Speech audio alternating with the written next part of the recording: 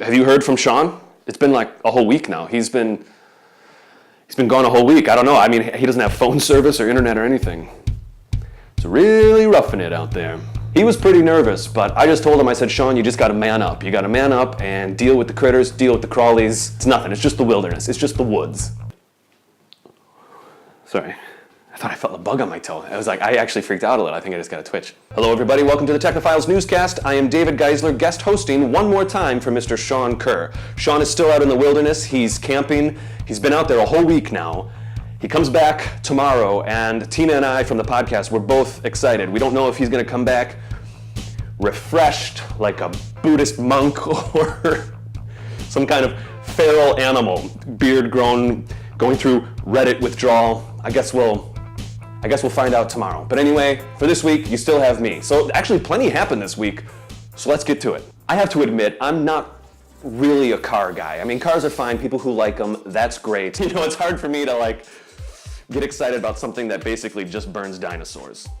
So you can imagine I get pretty excited when there's news in the electric car front. And certainly Elon Musk is just right there in the front of everything with his, he had the Roadster. Tesla Model S was the car that's out right now. It's a little over $100,000. You order it online specifically. Elon Musk is really doing some amazing things with electric cars. The Model S has been amazing. They've announced the second version is going to be the Model X, I believe, and it's kind of an SUV. But you know, the problem with these Teslas is that they're pretty expensive. So I got really excited last week when they announced their third model, the Model 3, which was originally going to be the Model E, but then Ford had some kind of weird lawsuit there, so it's going to be called the Model 3, is basically Tesla Econo line, a Tesla for the normal person. It's only going to be $35,000, which is pretty realistic in the normal car range if you think about it. It's intended to be the car for everybody. So they're planning on having this thing come out in 2017. You kind of get what you pay for a little bit. So I'm excited that it's cheaper, but I have to note that this Model 3 is going to be 20% smaller than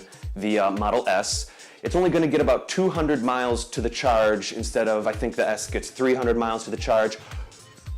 But it is like a third the price. So I gotta say, I'm super excited about a world of electric cars. I've noticed that at certain, frankly, malls and other places, there's these supercharging charging stations for cars already. Teslas will pull up and charge up while people are shopping. This is already in the world. So now if we can have normal people also be able to drive these cars around, this is just phenomenal. 2017 can't come soon enough for me and everybody, and honestly, I really kind of hope that this is the next car I buy. This might be the first time I actually want to buy a car, so that's great. Okay, now, I know last week I was talking about Microsoft, and I was kind of making fun of them a little bit, but I was technically sticking up for their new CEO, Satya Nadella. At the time, I was saying that I think he's going to make the right choices for the company. Well, this past week, he has definitely made a choice for the company, and it's a bold one. He released a memo to his employees telling them that they are going to be firing 14% of their staff or something. It ends up being 18,000 people. Obviously, a lot of people are upset about this. It's always sad when anybody gets fired. But if you look at it from the company's point of view, maybe I'm just trying to make sense of all this, but you know, the places where he's cutting kind of makes sense. Forgive me, but you know, from a larger company point of view, he might be trimming the fat a little bit. For example, one portion of the big, huge company that is Microsoft that's getting just completely eliminated is the Microsoft Production Studios. It was a company that was going to create original content for the Xbox. You know, they'd make Halo movies for the Xbox, things like that. Well, as you might remember from last week, Satya Nadella said we're going to be focusing on mobile, we're going to be focusing on cloud. I have to admit that there's reports of some people on the board that actually think the entire Xbox portion of the company is kind of this bloated aspect of the company. I don't really want to see Xbox get eliminated or anything like that. I mean, there's probably some money to be had. There's rumors about how they lose money for every Xbox sold or whatever, and that they have to take money from other portions of the company. I mean, so who knows? Is this kind of a sign of the times? Is this going to be something? Is this showing us a huge shift in where Microsoft is going? It might. And certainly the Microsoft Production Studios isn't the only area that's getting chopped. I mean, thousands and thousands of employees are getting cut all over the place. I hope that this is for a sleeker, smoother Microsoft. I made that joke last week about it being this big fat company. I'm so sorry for the people who are losing their jobs, but I hope this helps Microsoft get on track. So Satya Nadella released a memo to all of his employees that said something like, "My promise to you is that we're going to go through this process as thoughtful and as transparent as possible." Okay, cool. I mean, I guess they're trying to be sensitive about it. It's sad to hear, but I hope it's for a good reason. So if you do listen to the podcast, you'll know that many times on the show I've spoken about my love for Siri. I have never had a problem with Siri. I think, all things considered, things like Siri, certainly Google Now, and some of this other speech recognition software that's happening, I think is phenomenal. I will admit, a year or two ago, when I started using Siri more and more, I did a little bit of online searching for maybe like a Bluetooth microphone that I could keep in my house and push it and start talking to Siri, regardless of where my phone is. In other words, I was trying to have Siri almost integrate into my house, right? Well, I think I have a story here that might in some weird way actually satisfy what I was trying to do a year ago. I want to talk to you about the Jibo. I'm calling it the Jibo. Might be Jibo, I think it's Jibo. The Jibo is this funky little robot that's, it's got a base. It almost looks like Eve from WALL-E, but if Eve was sitting down, I guess, and not flying. I mean, they're calling it a robot, but it's not like it walks around or anything, but it has its own artificial intelligence. What's really interesting about the Jibo is that it has facial recognition, has complete, 360 observation abilities. It has a camera, and of course it has some of this speech recognition type of software running inside of it. The people who are creating Jibo are kind of marketing it as the first family robot, and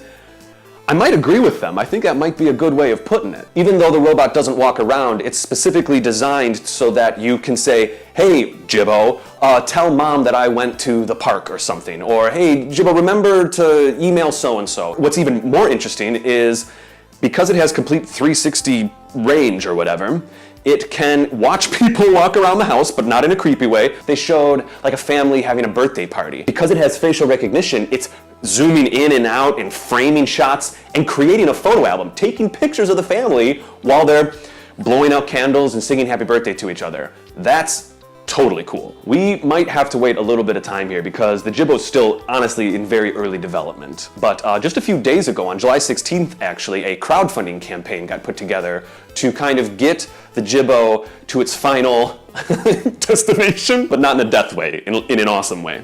Right now they're saying it's going to cost right around $500, and that's a little tough to swallow. If you think about the future, and you think about this robot being able to communicate with the family, send emails to each other, take snapshots, do, like FaceTime, not Apple, there's no official Apple connection, but imagine cooking or something and having this camera watch you and move while you talk to grandma while she's got one moving or whatever. There's potential here, there's clearly potential. I think if you think about one person buying this, $500 is a little steep, but if you're kind of a family and you put it in your appliance budget, it starts to make a little bit more sense.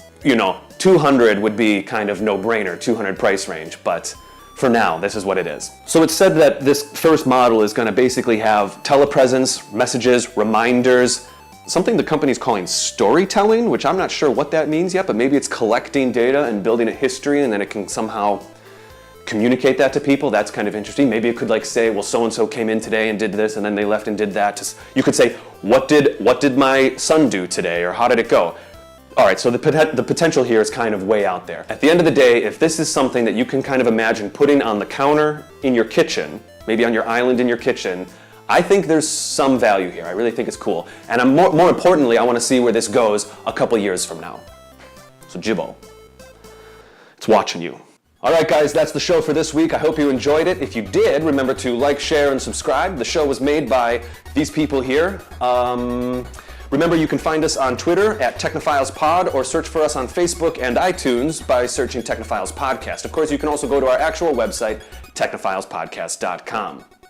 That's it, guys. Shawn's coming back next week. I had a blast, and there we go. See you next time. See you on the Technophiles Podcast.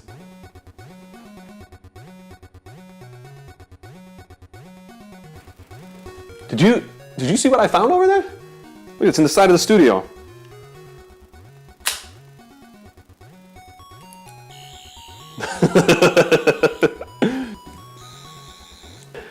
Let's get a reading.